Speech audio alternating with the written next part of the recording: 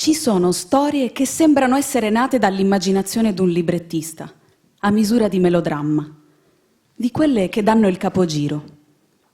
Storie nelle quali l'eroina leggendaria si perde fra la malvagità e la stupidità del genere umano e soccombe. Pasca de Vaddis ne è stata l'interprete perfetta all'inizio del XX secolo, travolta dalla grande disamistade che funestò le contrade e il villaggio di Orgosolo. Ma Pasca non è stata una donna di carta. Pasca è vissuta.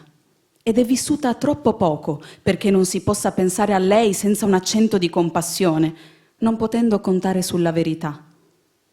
Così come lei non ha potuto contare sulla giustizia ed ha dovuto guardarsi dalla legge e dal sopruso e morire quasi certamente innocente di malattia ed ingiustizia a soli 25 anni, il 6 novembre 1913.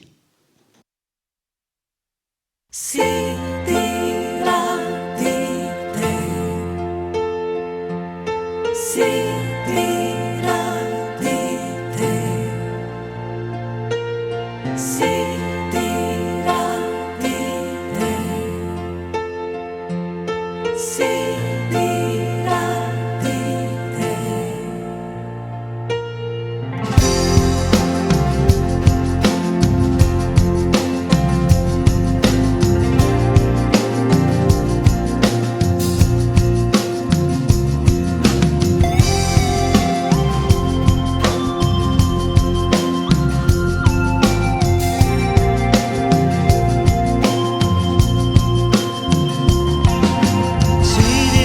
di te.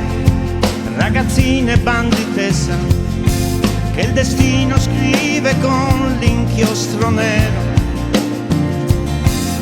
Si diranno cose e qualcuna così bella che sicuramente vera non sarà, ma ci vuoi credere, ma ci vuoi credere.